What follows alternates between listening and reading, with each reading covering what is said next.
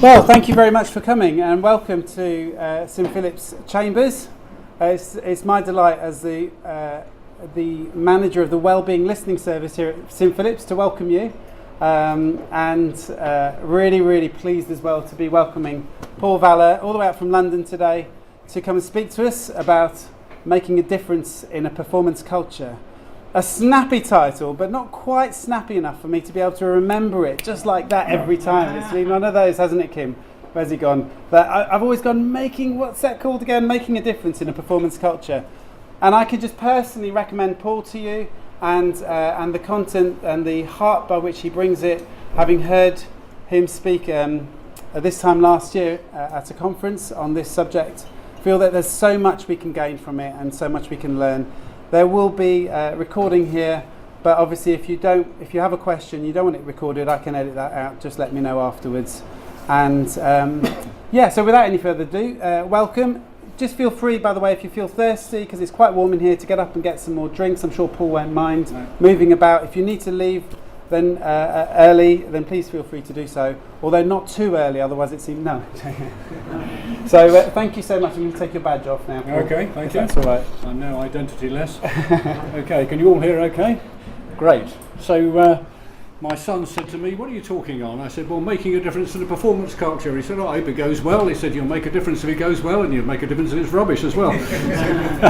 I'm going to use quite a lot of slides in this presentation. I'll send you a copy of these slides on PDF if you sign up with your email or leave me a business card. So I'll just pass this round.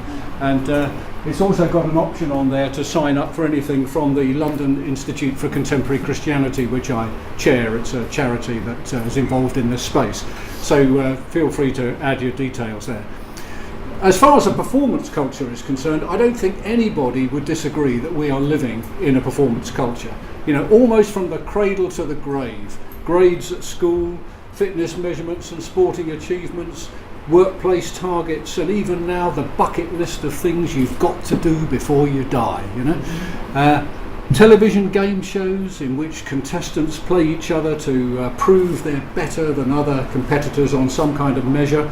It's all around us. The performance culture is the water in which we swim.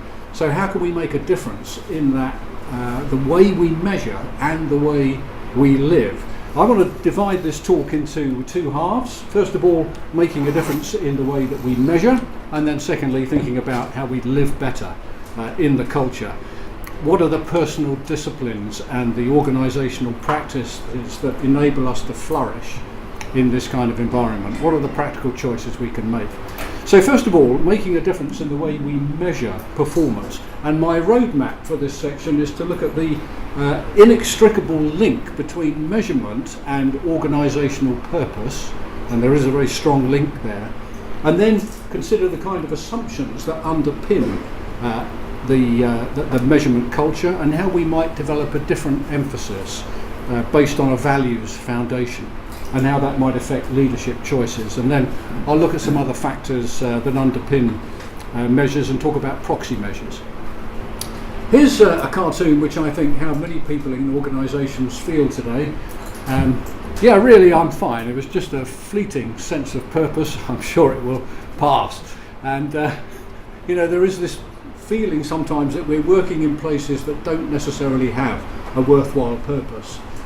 Well, in 1961, I was actually alive in 1961, I have to confess, but there we go. Robert Mcnamara was appointed Secretary of State in the US during the Vietnam War, and he was responsible for their policy, and he introduced a measure on the Vietnam War, which was the enemy body count. That was his measure of success for America in Vietnam. And during the 1960s, he tripled the number of American troops in Vietnam, and you know what happened? America made no progress whatsoever, and in the end, had to withdraw. And he focused on a measure that it was really not appropriate for all the wider factors that were involved. And this has become known as the Mcnamara Fallacy. The Mcnamara Fallacy is making decisions based on quantitative observations and ignoring the others. widely credited with bringing about the defeat of the US. Professor Charles Handy, writing in a book called The Empty Raincoat, comments on the Mcnamara Fallacy, and he says, first, measure what can easily be measured, well, okay, and then disregard what cannot easily be measured, or give it some kind of arbitrary quantitative value. Well, that's artificial and a bit misleading, and then assume that what can't be measured easily really isn't that important because, well, it can't be proven, well, that's blindness, and then say what can't be measured doesn't really exist, well, that's madness, and ultimately suicide, and was in fact suicide for a number of the American troops. So, you know, we look back on the Vietnam War and the Mcnamara Fallacy, and we can see the oversimplification of his mindset. You know, to Mcnamara, everything, well, he was like a hammer and everything looked like a nail, you know. He had a certain simplistic approach, a mathematical approach only. Just like in the cult film The Matrix, where an artificial intelligence is dominating humans by creating the mathematical world of the Matrix. And the machine architect finally confronts the hero of the film, Neo, and says, I am the architect. I created the Matrix. Your life is the sum of the remainder of an unbalanced equation. I love that. To which our hero, Neo, replies, bullshit. And of course, Neo, of course, escapes the Matrix. Now, in every organisation, behaviours come from beliefs, and underneath those beliefs are assumptions or paradigms or a world view, if you like. And the behaviours and the beliefs may well be visible, but the assumptions are usually hidden and, if you like, below the waterline, rather like an iceberg represented here by this triangle. But it's possible to infer what the assumptions, the hidden underlying assumptions in any culture actually are from the observable behaviours and the stated beliefs. And performance measurement is one of the key behaviours that both reflect and help to define the culture in an organisation. What we measure and the way we celebrate our successes, what we celebrate in the way of measurable achievements, reveal our culture and also shape our culture. So as a leader, when you choose to measure something, you put your finger on that, that helps to shape your organisation's culture, because that measure reflects your view of what really matters. And leaders help to define reality. And when we as leaders choose to focus on a measure, we define a reality for the rest of the organisation and for those who see it from outside. And that is why the first law of leadership and organisational measurement is this: whatever measure leaders focus on becomes the main purpose for the organisation. Whatever measure leaders focus on becomes the main purpose of the organisation. It doesn't matter what the leader or the corporate rhetoric actually says about what they're doing. The psychological power of measurement is such that the organisation's purpose will swing round to whatever the leader's main measure is. I asked Jill Garrett, who's a very experienced leadership consultant, what she thought the biggest mistake leaders made in measurement, and she answered the biggest mistake is forgetting the purpose that they should be pursuing. Forgetting the inspiring purpose. You see, the purpose and the measure are inextricably linked. If we've got the wrong measure, or just the easy measure, we automatically begin to focus on the wrong purpose. The purpose, the worthwhile purpose, must come first, and then the measure that aligns with it. So how do we change the focus and the measurement of our organisations towards a higher moral purpose? Well, you might have heard Simon Sinek's TED Talk, where he talks about something he calls a golden circle of why companies are successful. Here's his golden circle, helpfully shown in blue. In the middle is what he calls the why. The why. Then comes the how they do it, and finally what they do. The why has to come first. And it's the why that is the moral purpose of an organisation. It's the why that appeals to that part of the brain that relates to feelings, to trust, to loyalty. You know, you can explain what you do rationally, and that appeals to the part of the brain that's analytical, but that doesn't move people. It's the why that is the draw, that's the moral leadership dimension that attracts people. People don't buy what you do, they buy why you do it.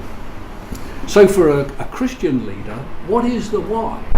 What is the foundational reason we do what we do? What is the moral basis for everything we believe?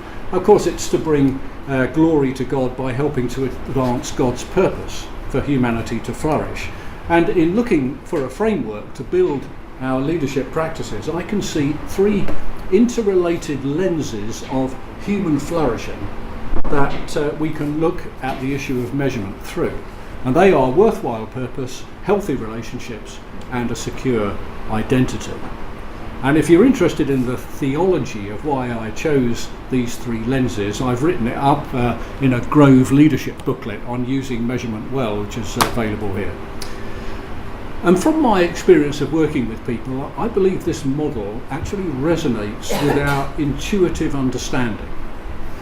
Everybody needs a sense of worthwhile purpose. Everybody needs good relationships and support, and we all need an identity and a belief system that anchors our values and defines us. You know, if you're assessing somebody, you're not just interested in their achievements, but you're interested in how they relate to other people, whether they have integrity and are trustworthy. And in the same way, organisations have a need for a worthwhile purpose, healthy relationships, and a distinctive brand. So using these three lenses can help us to consider what best to measure, how best to measure, and how our culture may be shaped by our measures. Purpose shows us what to measure, relationships influence how we measure, and identity challenges us about what values we are promoting through our measurement. So as leaders, I would argue that our challenge is to develop measures that better correlate with these higher purposes. Now, the assumption that human flourishing should be our primary purpose is hotly contested. There is a separation in company and tax law into for-profit and not-for-profit. And not-for-profit charity entities are assumed to be about human flourishing, aren't they? Whereas, you know, and everybody expects them to pursue public benefit. Whereas for-profit organisations are by their name assumed to put money above the interests of people, legitimised by the title of for-profit, which of course leads to measurement systems which are dominated primarily by economics instead of public benefit. And this labelling of for-profit and not-for-profit is, in my view, an entirely artificial distinction in a way, a mistaken distinction, because as Stephen Green, who was the ex-chair of HSBC, once said, yes, we're for profit, but we're not just for profit. If we believe that good purpose should affect all of life, then it follows that all organisations can and should choose some aspect of human flourishing, a worthwhile purpose, as their primary objective. So all organisations, whether public, private or charitable, are in that sense social enterprises because they've got some beneficial public purpose. And so the challenge in performance measurement is to define that worthwhile purpose and then to find measures that align with it. But of course that's notoriously difficult to do. You may be familiar with something called the Fishbone Diagram, which is often used in cause and effect analysis. And here I'm using it to list the key factors behind the main purpose of an organisation. So for example, if our main purpose is to teach people to read, then probably several component factors of that. You know, the books that we need, the kind of environment we'd use to teach them, the training of the people who would do the teaching and the method we use, for example.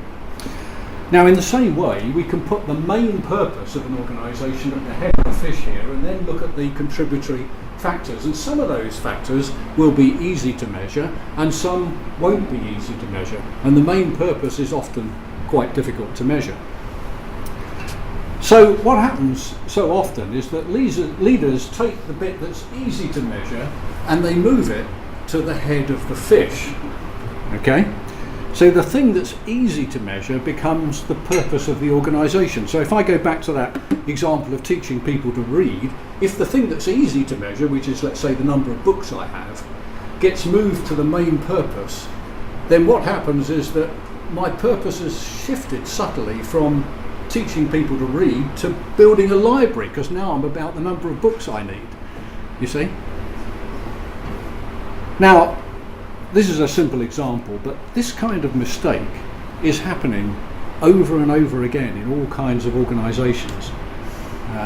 The 8-minute response time for ambulances in the UK is a great thing if you've got a cardiac problem, but it doesn't differentiate between the medical needs of people who are calling for the service, and paramedics have actually criticised it for that. We have to find the main thing. We've got to keep the main thing, even if it's the measure, even if it's difficult to measure.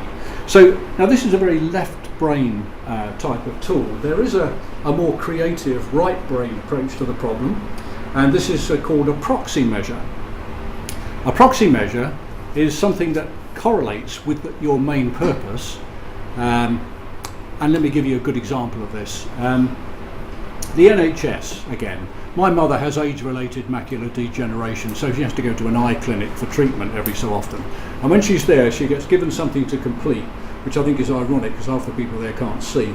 But anyway, it says, how confident would you be to recommend this facility to your friends and family? And you score it on that. Now, that's just a subjective statement, but that is a proxy measure for patient well-being, because the confidence you have to refer your friends and family to that facility is probably very strongly linked to how well you were treated. So patient well-being, which is what the NHS really wants to know about, is dealt with through a proxy measure, which in fact is called the Net Promoter Score. That's the closest thing they can come up with, and I think that's a reasonable proxy measure. Now, if you apply this principle to business, that's the NHS Net Promoter Score. But in business, take customer loyalty, for example.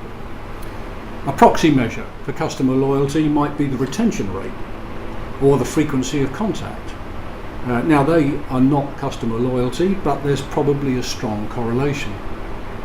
For employee engagement, a proxy measure might be how likely would you be to recommend to a good friend they apply for a job here, like the Net Promoter Score applied to employees.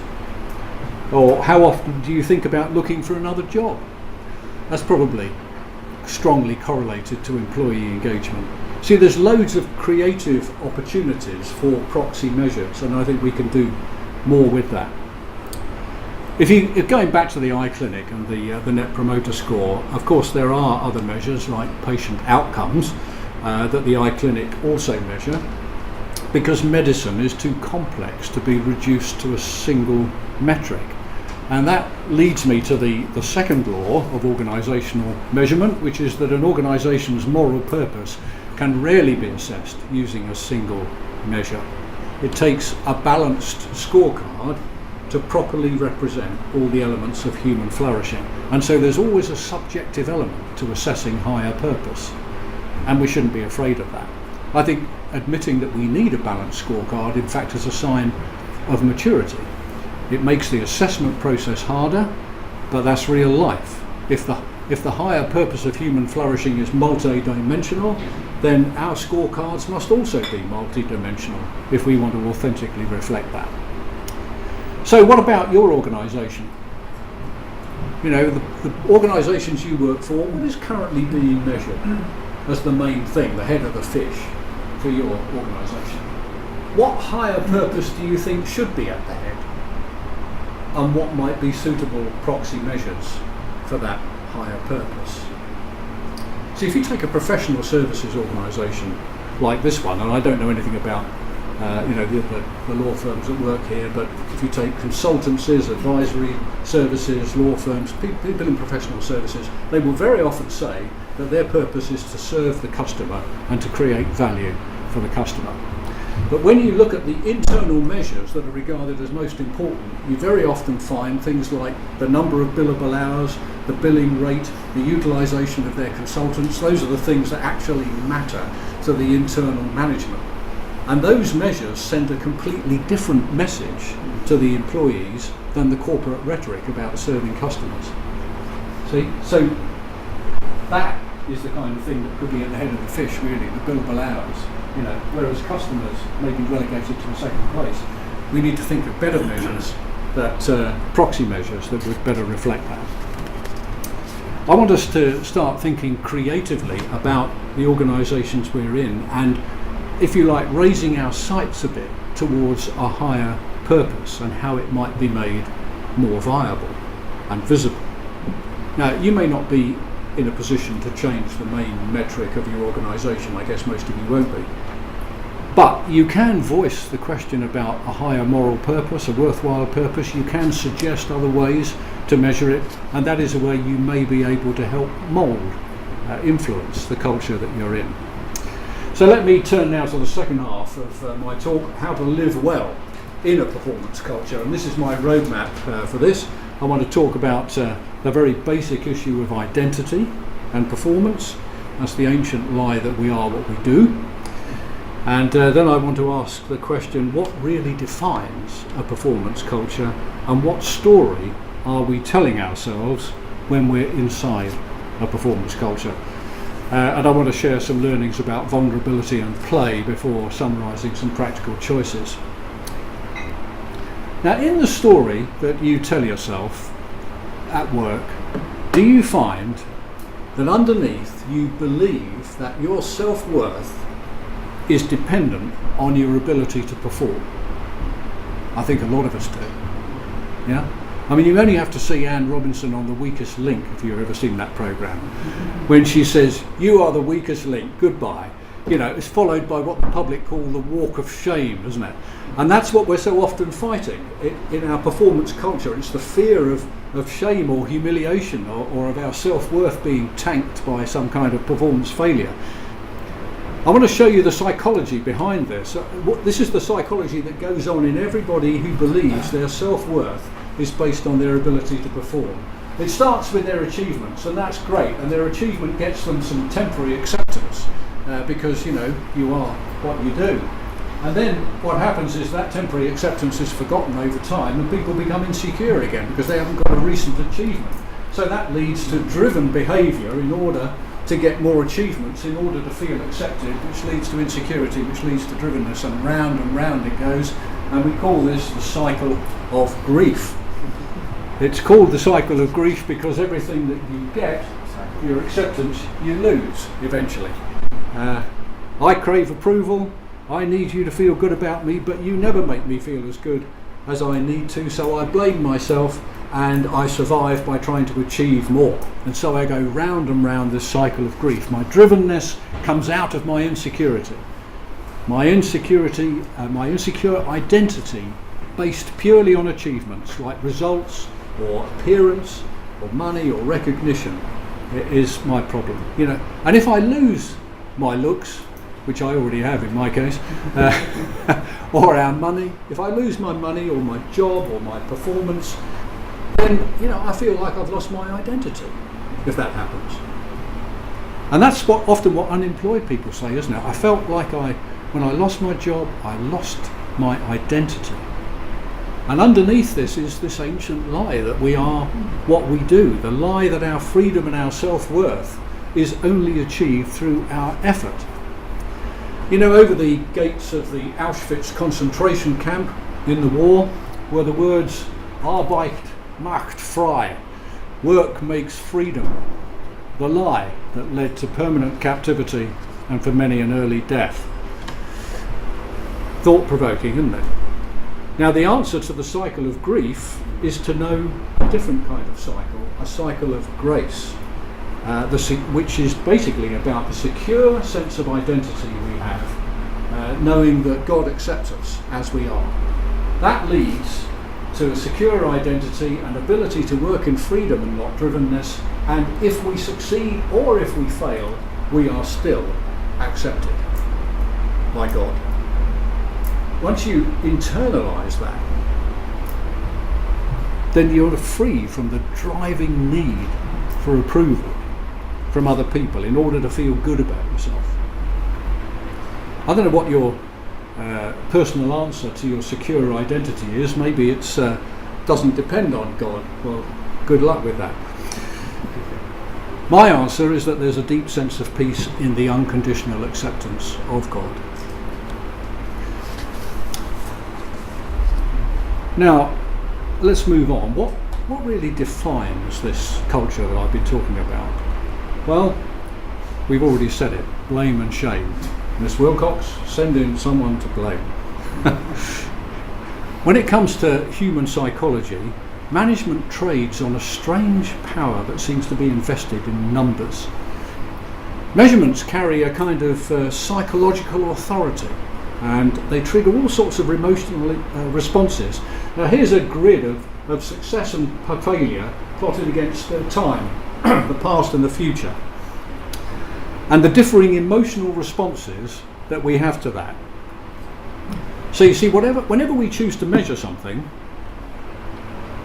we have to recognise that that choice to measure it carries with it a kind of psychological overlay that can change people's responses, both positively or negatively. It's not the numbers that are at fault, it's our response to the numbers. And because there's so many emotions at stake, a lot of gaming starts to take place in the workplace, where people either try to change the standard, to lower the standard down a bit so they're more likely to succeed, or alter the way things are measured to distort the results. So you see that time and again in things like NHS waiting times or other services. As Captain Kirk, I'm a Star Trek fan, as Captain Kirk on the Starship Enterprise used to say, "Do you always multiply your repair estimates by a factor of 4, Scotty?" To which Chief Engineer Scott would reply, "Of course, Captain, how else would I maintain my reputation?" And it's precisely because of that distortion that Charles Goodhart made his famous pronunciation: when a measure becomes a target, it ceases to be a useful measure. When a measure becomes a target, it ceases to become a useful measure, because the human response to a target is to distort behaviour to achieve it, thereby altering the validity of the measure. I mean, one famous example is Soviet nail factories back in the communist era. They were given a target number of nails to produce by the Soviet central planners, and so they made millions and millions of tiny nails. And then the central planners, realising that they'd been hoodwinked, changed the target to become a weight of nails. And the apocryphal story is that the factories just made a few gigantic nails that had to be lifted on lifts, The targets were introduced and became useless. So a performance culture is defined by targets and has within it high aspirations and a positive sense of energy around achieving those targets, coupled with a success addiction, a continual striving, and an underlying sense of anxiety. We tend to think that keeping up continuous effort will help us to achieve more, which just leads to eventual exhaustion. And then, as leaders, there are some other toxic beliefs, the first being, of course, that the numbers are everything. No, Mcnamara's fallacy shows they're not. Are simple measures always the best? No, not necessarily. Often it's a balanced scorecard that's the best. Then there's the temptation to manage by fear and control, with the threat of elimination, the threat of you are the weakest link. Goodbye, always the sign of a weak manager. And this is linked to the fear of being vulnerable and blamed. So our job as a leader is to model a different kind of culture where people are valued and not blamed or threatened. A culture where we're able to forgive and be forgiven when stuff doesn't work properly. We've got to be able to look past the merit and the legalism that is so prevalent in our workplaces to some grace. That's what people so often do not do, and why the performance measurement culture can be so corrosive. Now, I don't believe that means that we are to be a soft touch, and never confront performance weakness. A grace culture is not about being soft. I don't think God is soft, and we'll have to give an account for what we've done before him eventually, even though we're accepted unconditionally. Now, a grace culture means that we value people independently of whether their performance is good or not. We value the person independently of whether their performance is good or not. We're not in denial about the consequences of failure. It may be that repeated poor performance shows that somebody's abilities are unsuited to their role. And often the rest of the team are watching you as the leader to find out whether you've got the courage to take the tough decision and the difficult and necessary thing and take them out of that role. But they're also watching to find out whether the way you do that has the compassion to implement that tough decision with some love and grace. When failure shows that people are in the wrong position, then helping them redeploy into other roles or other organisations is an important responsibility of leadership that cares. And I've often observed that the atmosphere in a team and the motivation of the people who are left after a person has gone is critically dependent on how that exit was managed. And if the way leaders review results shows people that everybody has got value beyond their performance, then much of the negative power of a performance culture can be neutralised. So I think this challenges leaders everywhere, because it challenges the distinctiveness of our style and our willingness to model a different story to the one that the world is telling. A lady called Brené Brown, Dr. Brené Brown, who has made a couple of the most popular TED Talks, lectures on the topic of vulnerability and the importance of being wholehearted about who we are and what we do. Her research shows that people who flourish seem to be the people who are wholehearted. And the interesting thing is that she says the wholehearted identify vulnerability as the catalyst for courage, compassion, and connection. In fact, she says the willingness to be vulnerable emerged as the single clearest value shared by all the women and men who I would describe as wholehearted. I would not have expected that. They attribute everything from their professional success to their marriages, to their proudest parenting moments, to their ability to be vulnerable. So the very thing that the performance culture tends to drive out is the thing that allows us to flourish. The openness, the authenticity, the vulnerability that lets us be authentic with each other. And as well as the importance of authenticity and vulnerability, there's been an increasing amount of research on the topic of play and how play is connected with well-being. Stuart Brown's book Play and Miguel Sicart's book Play Matters identify play as a key component of well-being. Now, you may think, well, what does play got to do with performance? Well, look at life without play. It's not much life. If you think of all the things that are play related and then you erase those, it's pretty hard to keep going, on a treadmill of grind. Without play, there's a sense of dullness, there's lassitude, pessimism, which doesn't work well in the world that we live in, says Stuart Brown. The opposite of play at work,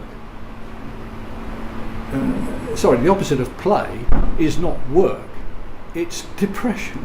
And it turns out that the way we play as children helps to form the neural pathways that we develop as we grow up. And those patterns stay with us as the way we prefer to operate. So if you can remember the ways that you played as a child, the things that you enjoyed doing, and then think about how you might approach your work in a similar way, you're likely to be more effective. You'll enjoy it more because you're tapping into your preferred mode, your pattern of activity.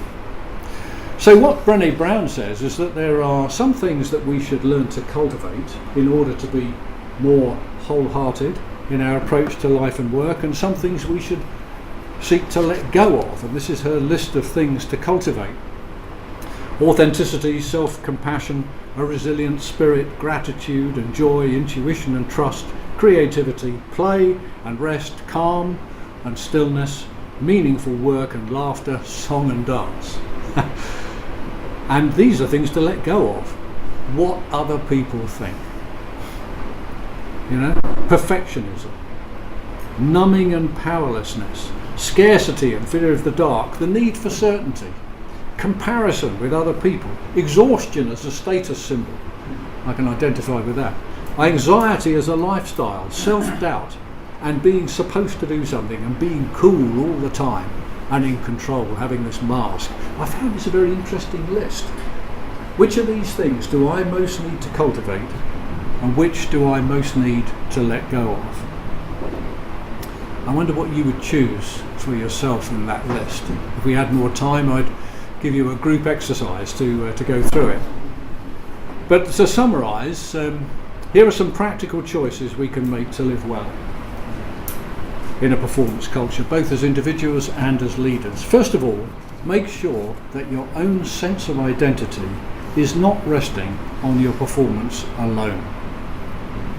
Then your ability to live well in a performance culture is much more robust.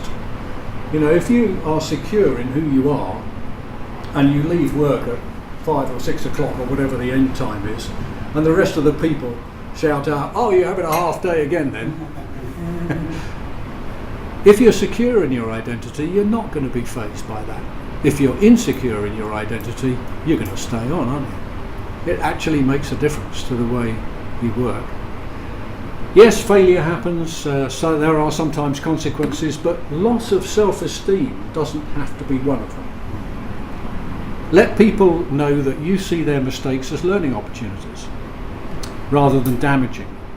You know, subverting the target culture depends on us grasping at the deepest level that the value of a person is not changed by failure.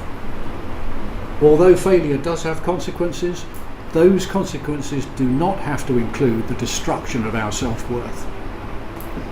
You know, there's something very interesting and different about a person who is not made insecure by pressure. It challenges this dominant world culture of acceptance based on results. People want to know what it is that gives you peace. If the target culture is about merit, the Christian leadership culture must be about grace. The culture must be a grace culture. Of course, be distinctive by working hard and diligently, but don't let the continual intensity of trying to achieve disrupt the healthy rhythms of your life. Fight for your rhythms of rest. Make every effort to maintain boundaries on your working pattern that will mean that you are not sold out to making measures more important than your long-term well-being and accountability, sustainability. And then finally, promote a culture of low control and high accountability. Try to give people the power to assess themselves. Empower people to measure themselves. Let them review themselves and give you the conclusions. That kind of frontline trust and support turns every person into an owner. You know, give people tools to do that. There's a meteoric rise in smartphone apps, of course, that can be used to help people work more creatively. IBM research now shows that over 70% of companies use gaming apps applicable to their business to better attract and engage staff. So technology used well can be a great way to empower people. Finally, let me comment on what excellence I think really means. I looked up the word excellent in the Bible. I looked up every reference to the word excellent and excellence. And I found that it applies mostly to the character of people and the way people act and think, not to achievements. Interestingly, here are a few references. I can't find anywhere in the Bible that refers to performance or achievements as being excellent.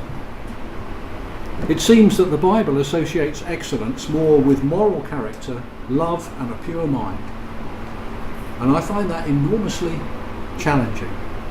And I think if we choose to look at excellence as being about character and about relationships rather than about performance, I think we can live better in this driven culture around us and help to change that culture. Thank you. I'll be happy to take questions.